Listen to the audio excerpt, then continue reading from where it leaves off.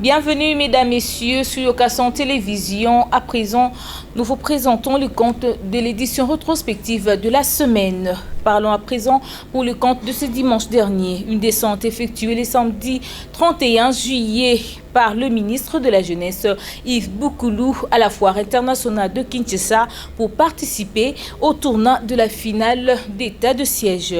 La vision Fachi monte au créneau et condamne le comportement de deux confessions religieuses et félicite les 6 autres pour avoir désigné les animateurs de la CENI.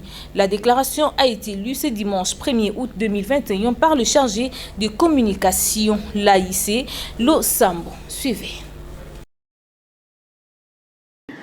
Pour montrer son soutien à l'état de siège, le ministre de la Jeunesse congolaise, Yves Boukoulou Zola, a participé dans un tournoi de la compétition sportive organisée par la base Timini International dans la commune de Lemba, précisément au terrain de Fikine.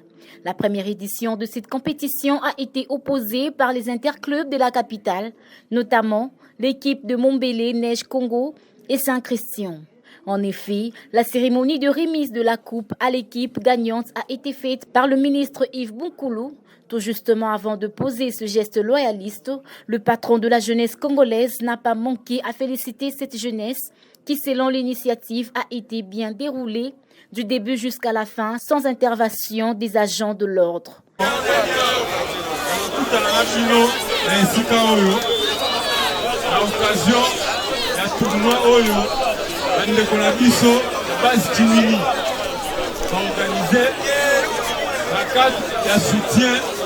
Il y a initiative, il chef de l'État, on va venir état de siège. Et c'est mon langage, ils parce que tout le monde et salami, la respect, la tikali koyo katamu kolomoro teke, l'équipe A et Babundi. Et c'est ça, c'est mon thé. Il y a ça, ils ont félicité Pino, la dernière au salut organisation Oyo, paye l'équipe Malam. Tour à tour, le manager international congolais Blaise Lelombele n'a pas manqué à dévoiler ses impressions au micro de Yokason. Moi, je suis d'abord content de la sélection de Kataka. Donc, félicitations à l'équipe de Betty. Donc, on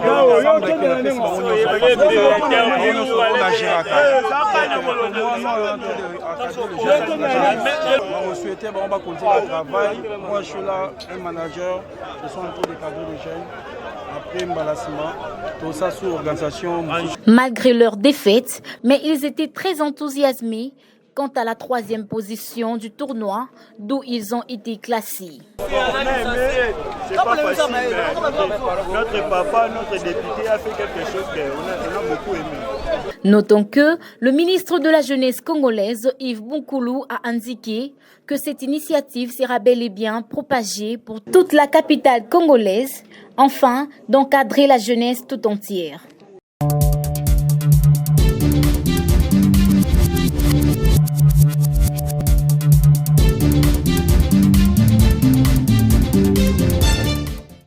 Fachi sur la problématique concernant la désignation du président de la CENI. La vision Fachi reflète de la politique du chef de l'État, son Excellence Monsieur Félix Antoine Tshisekedi Tshilombo. Prenons toujours un État fondé sur le respect de règles de droit, c'est-à-dire un État de droit. Ceci nous appelle au respect strict du fonctionnement libre des institutions. Cette problématique ne concerne ni de près ni de loin le président de la République, mais dans le cadre du principe de la séparation de pouvoir.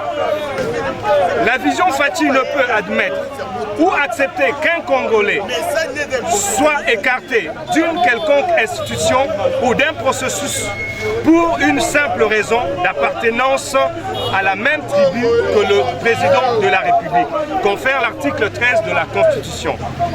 Il vous souviendra que la plupart des anciens présidents de la dite CENI ont été du même coin que le président honoraire. Revenons à ce titre pour le compte de ce samedi dernier. Le président de la République démocratique du Congo, président de l'Union africaine en exercice, Félix Antoine Tshisekedi Tshilombo, a participé par visioconférence à la 19e session ordinaire de la conférence de chefs d'État et de gouvernement de la communauté économique des États de l'Afrique centrale. Réunis le vendredi dernier à la Senco, les confessions religieuses ont eu à déposer au bureau de l'Assemblée nationale le rapport de leur travail et le procès-verbaux y afférents et à partir donc le président de chambre basse du Parlement, Christophe Mbossouda, annonce officiellement le nom du nouveau président de la CENI.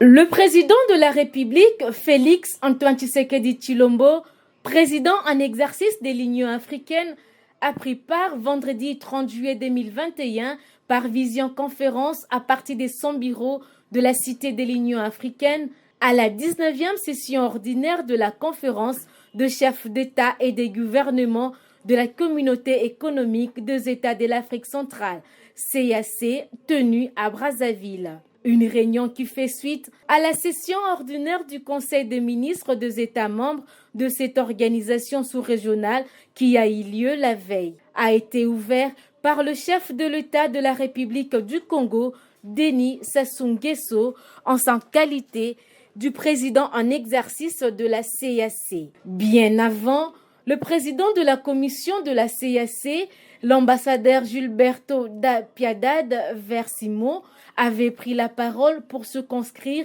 dans son allocution la dite session dans ses différentes articulations. Les rapports de travaux préparatoires du Conseil des ministres des États membres de la CEEAC a été lu à huis clos par le ministre des Affaires étrangères, de la francophonie et des Congolais de l'étranger de la République démocratique du Congo, Jean-Claude Gassoko.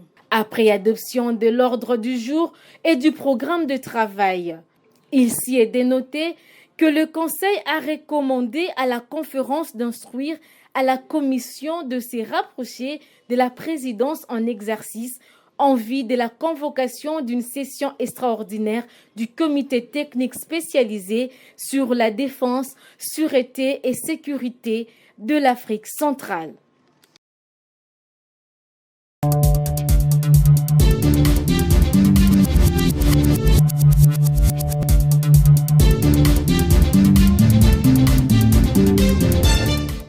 Après un délai de 48 heures qu'on lui avait accordé par le président de l'Assemblée nationale, un consensus n'a pas été trouvé entre les confessions religieuses au sujet de la désignation de leurs candidats.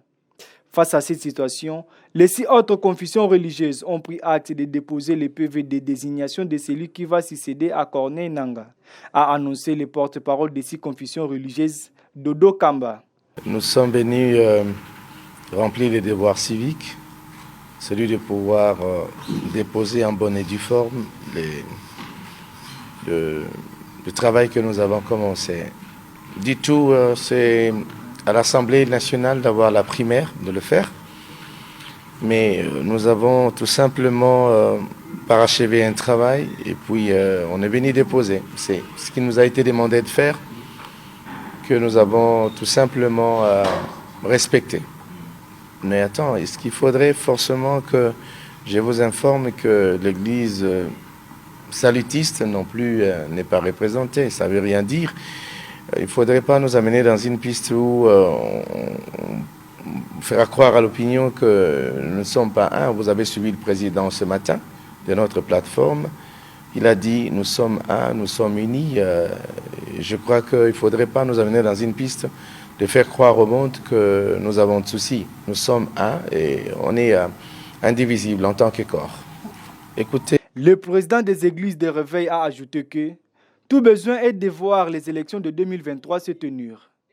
Nous avons été dans l'obligation de trouver ne serait-ce qu'une voie, un moyen de répondre comme les autres entités ou les autres composantes, voilà comment il faudrait dire, les autres composantes pour pouvoir rendre les choses faisables. Parce que nous avons tous, moi personnellement, ainsi que mes frères, nous avons tous besoin de voir les élections se tenir en 2023 sans aucune raison. Notons que l'église du Christ au Congo et la Senco n'ont pas fait mèche avec les autres. À cet effet, la balle se trouve dans le camp du bureau de l'Assemblée nationale qui décidera de considérer ou pas le PV déposé par les 6 confessions religieuses. À présent, parlons donc de ce jour du vendredi dernier. Le président de la République avait réuni le Conseil de sécurité élargi ce jeudi dernier 2021 avec la participation du Premier ministre Jean-Michel Sama Lukonde et quelques membres du gouvernement. Le comité de conjoncture économique salue la signature par le chef du gouvernement Jean-Michel Sama Lukonde du décret portant allègement tarifs dans les transports aériens. La réunion s'était tenue à la primature le 29 juillet 2021. Suivez.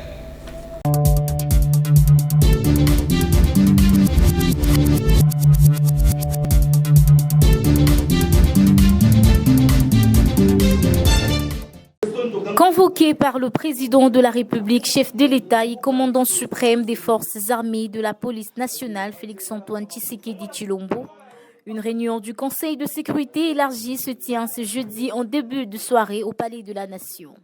Cette réunion qui regroupe autour du commandant suprême des forces armées et de la police les responsables civils et militaires des services de défense et de sécurité connaît aussi la participation du Premier ministre Jean-Michel Sama Lukonde, du vice-premier ministre et ministre des Affaires étrangères, celui de la Défense ainsi que le ministre du Budget. Il s'agit de la première réunion de cette instance sécuritaire élargie un mois après la tournée d'inspection du chef de l'État dans les provinces du Nord Kivu et de l'Ituri, sous administration militaire à la suite de l'état de siège y décrété. Durant ces périples de 3 semaines, le chef de l'État avait procédé à l'évaluation de la situation sécuritaire dans les 2 provinces. Le président de la République, Félix-Antoine Tshisekedi Tshilombo, avait promis de tout mettre en œuvre afin que les FARDC montent en puissance et le gouvernement devait accorder le bénéfice de l'urgence aux questions sécuritaires. Ici aussi de rappeler que le rétablissement de la paix dans les provinces de l'Est du pays est l'une des missions principales assignées au gouvernement de l'Union sacrée. La présence du Premier ministre et de quelques membres de son gouvernement, croit-on savoir, procède du souci du chef de l'État d'impliquer le gouvernement dans la recherche des solutions durables aux questions sécuritaires.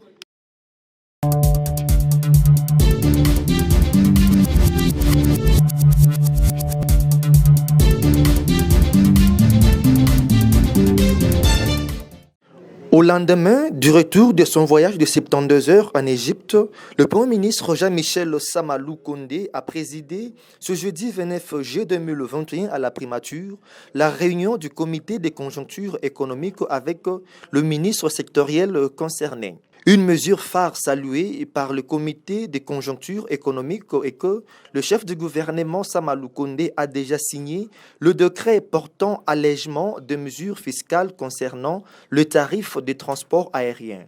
À cet effet, le chef du gouvernement de l'Union sacrée de la Nation a instruit que soit signé rapidement l'arrêté interministériel relatif pour accélérer la baisse de prix de billets d'avion. Il ressort de cette réunion consacrée à l'évaluation de l'action du gouvernement qu'à peu près 70% des grandes options levées dans le cadre des 100 premiers jours de l'équipe Sama Lukonde ont été réalisées ou sont en cours de réalisation. Faisant le compte-rendu de cette séance de travail, le ministre d'État au plan, Christian Mwando, a donné les grandes lignes des autres sujets traités. À l'approche des 100 jours du gouvernement Sama Lukonde, l'essentiel de la réunion d'aujourd'hui s'est focalisé autour de l'évaluation du niveau d'exécution de toutes les options ou les décisions qu'a prises le comité de conjoncture. Et nous avons noté avec satisfaction qu'à peu près 70% des options qui ont été levées ont été exécutées ou sont en cours d'exécution. Les autres sont à réactiver. De même, nous avons constaté qu'au niveau de la semaine qui est passée, le ministère des Finances a conclu un contrat de performance avec les régies financières, la DGDA, la DGI et la DGRAD, pour augmenter les objectifs des recettes autour de 15% au-dessus du budget, de ce qui a été prévu au budget. Il a été également relevé que la monnaie reste stable autour de 1988 francs congolais le dollar à l'officiel et 2023 francs congolais le dollar au parallèle. Il a été noté également que le premier paiement sur la facilité élargie de crédit accordée par le FMI est arrivé, de l'ordre de 210 millions de dollars américains. Cet argent a été utilisé pour le renforcement de niveau de la réserve de change en vue de consolider notre monnaie. Donc nous avons une augmentation d'environ 16% de la réserve d'échange. Étaient présents à cette réunion le ministre d'État au plan, Christian Mwando, le ministre d'État au budget, Aimé Bodi, le ministre des Commerces extérieurs, Jean-Lucien Boussa, le ministre de Mines, Antoinette Nsamba Kalambay, la ministre de l'Emploi, Travail et Prévoyance sociale, Claudine Ndoussi, la vice-ministre des Finances, Onej Nsele, ainsi que Madame le gouverneur de la Banque centrale du Congo, Malangu Kabedi Mboui. Pour parler de ce compte de ce jeudi dernier, donc de ces faits de société, il est difficile de rester indifférent devant la situation comme celle qui traverse les travailleurs de la société Transco. Comme le dit, si l'autorité de tutelle ne réagit pas, il y a pot de vin. Le comportement rebelle de l'ancien directeur de la DGI, André Loumou, de piétiner la décision de l'hiérarchie fait réagir le fils du pays qui répond au micro de Béar Kabéar.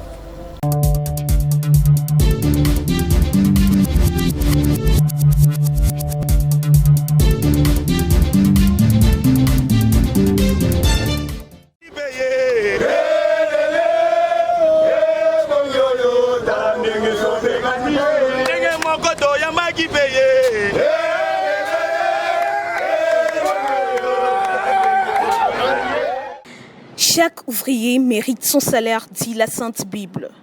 À la Transco, c'est versé et intentionnellement violé par le directeur général A.I. Bongi Blackson, les travailleurs de cette société acquise 8 mois d'un paiement. Le salaire, c'est un droit qui est constitutionnalisé. C'est-à-dire quoi? La constitution de la RDC garantit les salaires. Même la Bible dit l'ouvrier mérite son salaire. Mais ça fait pendant 8 mois, quand quelqu'un ne bénéficie pas son salaire, vous le faites passer de la vie à la mort. Mais comment cette personne-là va vivre par rapport à sa famille, à ses correspondants? Vraiment, on nous met dans une situation d'impossibilité. Arrivé au cabinet du DG Osiforco, son bureau est fermé. Selon certaines sources trouvées sur place, le directeur général AI est aussi en grève.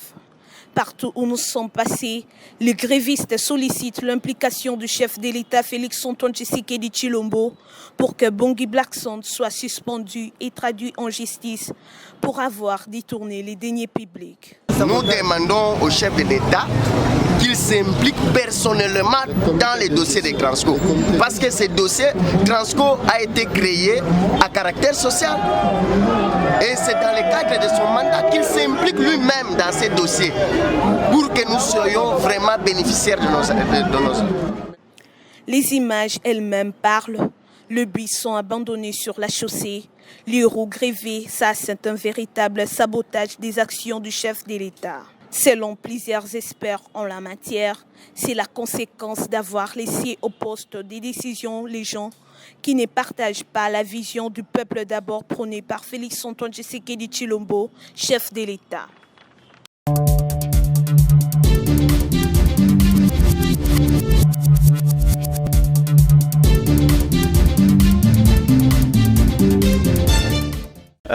D'entrée de jeu, j'aimerais dire qu'en matière d'État, il est toujours impérieux d'obéir à la hiérarchie.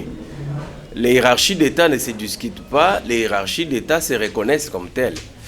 Et quiconque est affecté par la hiérarchie dans une entité d'État, que ce soit une entreprise, un ministère ou une ambassade, n'importe quelle entité ou une province, doit se rendre au lieu de travail et de travailler et de faire rapport.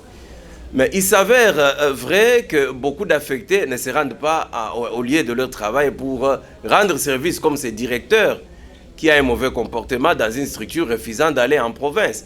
Mais aussi, il y a les responsables d'entités qui ne veulent pas recevoir les gens qui leur sont recommandés. Et parfois, c'est par tétutesse, et parfois, il y a des directions de sécurité qui reçoivent les gens au nom des DG et qui prennent des décisions contre la volonté des DG eux-mêmes. Et là, comme communicateur de l'Union sacrée, je montre à mon pays que le chef de l'État n'est pas d'accord avec un comportement malsain dans sa grandeur pour les disqualifier. Nous sommes en train de tout corriger dans cette étape état de droit. Chaque directeur, chaque DG, chaque ministre, chaque gouverneur et chaque responsable social doit travailler selon le principe, et c'est ça même la cohérence d'État que nous voulons dans cette phase état de droit. J'aimerais que chacun puisse corriger ce qu'il fait là où il est, avant que la loi ne puisse te faire interpeller et te juger. Non seulement la DGI, mais toutes les entreprises, toutes les entités d'État doivent s'amender en faisant ce qui est bien. Et que tous les affectés d'État puissent arriver. Une déclaration de la présidence de la République était déjà faite pour montrer que les gens qu'on vous envoie sont des gens à recevoir et à installer dans le bureau. Celui qui n'obéit pas à la hiérarchie se fera interpeller et se fera juger. J'en profite pour dire que je souhaite que mon pays puisse organiser des séminaires de recyclage pour tout responsable d'entreprise et que nous puissions réellement réadapter notre administration à 25 directions et beaucoup le moderniser tel que le ministre de la fonction publique l'a promis aussi. Je crois que la politique du président Félix Antoine Tshisekedi Tshilombo, qui est appliquée par son exécutant Jean-Michel Sama Lukonde, qui prouve déjà la différence de sa zone, c'est une politique de responsabilité, une politique de justice, une politique de loi, une politique de principe. Et je voudrais que chacun puisse s'amender. Notre communication Union Sacrée mobilise tout le monde pour que chacun puisse rendre service dans cette étape. L'état de droit, c'est la participation de tous d'abord à la construction et l'établissement d'un état de principe. Fini l'anarchie, les désordres et les chaos. Pour parler mercredi, revenons donc pour le compte de ce ministère de Finances. La République démocratique du Congo s'est engagée pour un programme triennal avec le FMI en échange de 1,5 milliard de dollars. Le gouvernement congolais s'est décidé de lancer des réformes profondes de transparence, notamment dans les secteurs miniers. Le ministre de Finances, Nicolas Kazadi, ayant assuré l'essentiel des négociations avec le FMI en éclair sur la faisabilité des opérations bancaires. Suivez.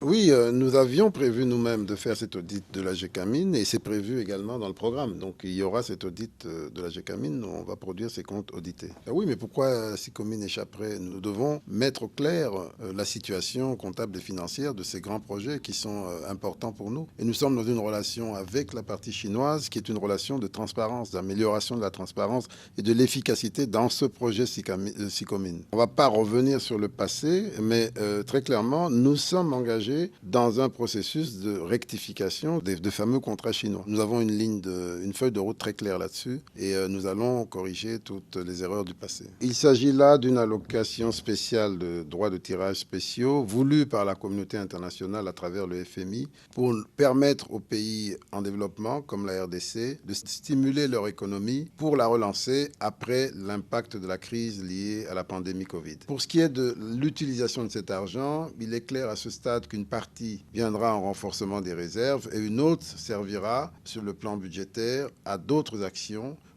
pour stimuler l'économie. Mais je préfère ne pas en parler à ce stade, mais nous avons des discussions en cours pour faire une proposition vraiment novatrice dans l'utilisation de ces ressources. Comme nous nous y sommes engagés, le Premier ministre a été très clair dans son discours d'investiture. Il a annoncé qu'on allait faire des provisions année après année pour pouvoir financer les élections en toute sérénité. Nous avons déjà commencé et au moment où nous parlons, nous avons des provisions constituées. Au moment de la publication du collectif budgétaire, vous serez informés des allocations.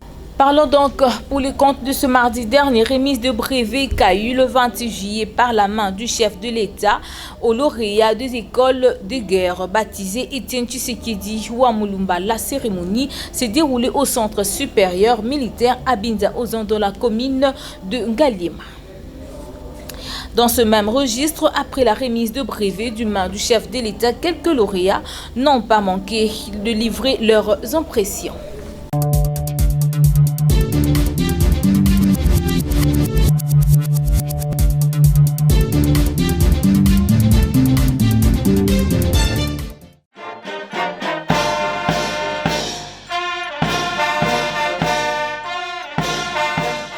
Le centre supérieur militaire situé à Mbinza Ozone dans la commune d'Engaliema Cadre choisi pour la cérémonie de la remise des brevets aux lauréats de la première promotion de l'école de guerre, baptisée Etienne Tshisekedi wa Mulumba, sous le haut patronage du président de la République, chef de l'État, commandant suprême des forces armées de la police congolaise, Félix Antoine Tshisekedi Tshilombo.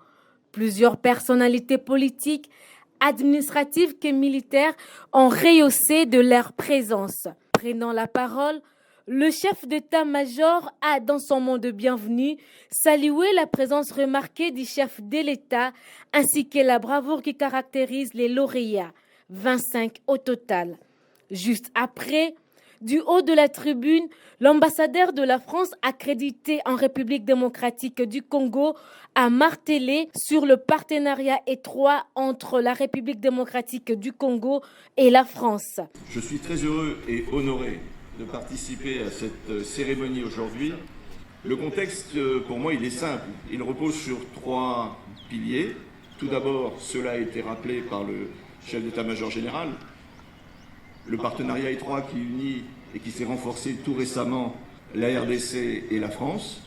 Et ce partenariat est global. Le président de la République a eu l'occasion de rencontrer, d'échanger souvent avec le président Macron. Et il a été à l'origine d'un certain nombre d'avancées dans ce partenariat qui est global, c'est-à-dire qu'il a une épine dorsale, la sécurité et la défense, parce que sans sécurité, il n'y a ni stabilité, donc ni développement possible, mais qui s'étend à bien d'autres sujets. Et depuis la visite du président de la République, du président Tshisekedi à Paris, à la fin 2019, le champ de ce partenariat s'est étendu à de très nombreux domaines qui sont tout aussi essentiels les uns que les autres, de la santé, la lutte contre les épidémies, à l'éducation, l'accompagnement de la réforme de la gratuité, en particulier par la formation des maîtres, en passant par la gouvernance administrative et financière. Je fais référence notamment à l'interconnexion des régies de recettes, ou encore la francophonie. Et la France est heureuse de pouvoir apporter sa pierre ou contribuer à la préparation des prochains Jeux de Kinshasa. Dans son mot de clôture, le ministre de la Défense et ancien combattant a tenu à remercier les lauréats tout en les rappelant d'assumer avec abnégation leurs tâches dans le respect de la devise du FARDC qui se résume dans la phrase « Ne jamais trahir le Congo ». Les FARDC, ne jamais trahir le Congo. Ce faisant,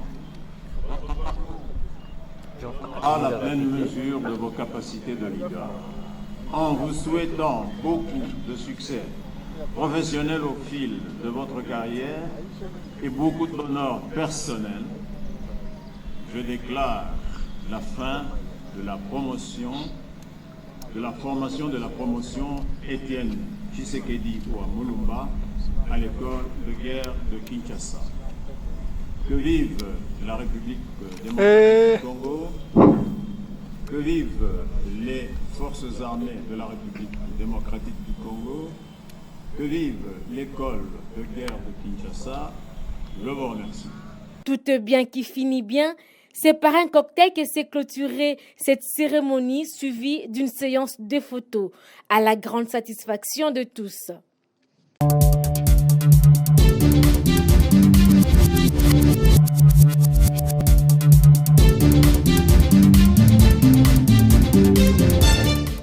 Les impressions ne peuvent être que bonnes, parce que être honoré par la présence de la haute autorité du pays qui a bien voulu par sa vision éclairée d'ouvrir ces maillons qui manquaient au niveau des chaînes de formation de notre pays, donc le 3e niveau.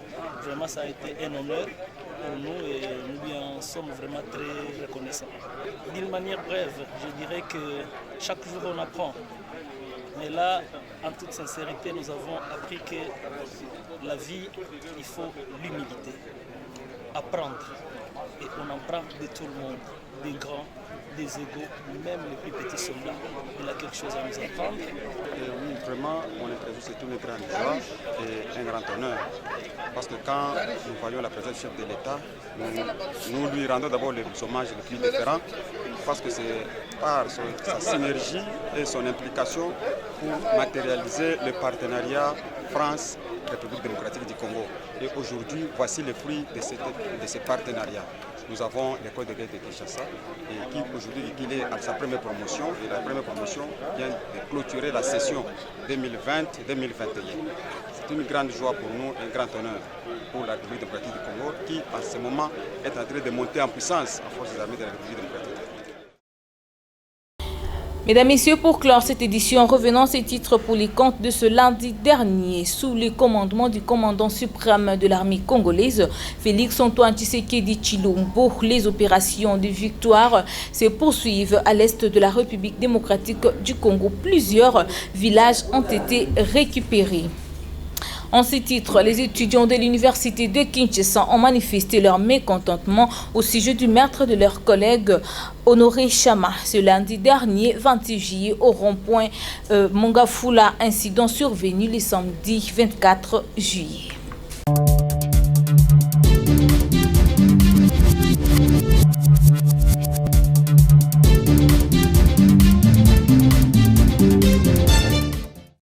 L'inspecteur général des forces armées de la République démocratique du Congo, Gabriel Amissi, est arrivé dans le territoire de Beni, au Nord Kivu, ce dimanche 25 juillet 2021. Le général d'armée dirige une mission de contrôle de fonds alloués aux opérations militaires dans le cadre de l'état de siège. À cet effet, une mission publique mise à la disposition des FARDC pendant cette période d'état de siège en vue de rationaliser les différentes ressources mises à la disposition pour remplir leur mission régalienne, a déclaré le major Jéric Bello, porte-parole de l'inspection générale des FARDC. Ces hauts responsables de l'armée étaient dans les territoires de Bunia, en Ituri, pour la même mission qui a abouti à l'arrestation de 9 officiers soupçonnés du détournement des fonds mis à la disposition du secteur opérationnel pour l'état de siège.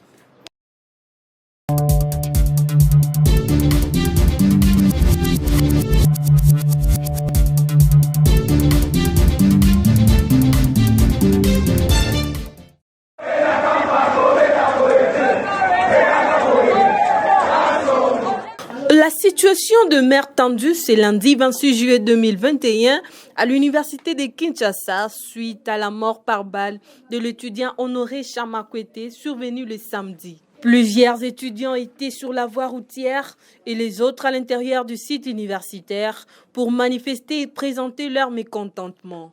Essayant de calmer les étudiants, quant à cette situation désastreuse, Obed Louaba n'est pas resté sans mots.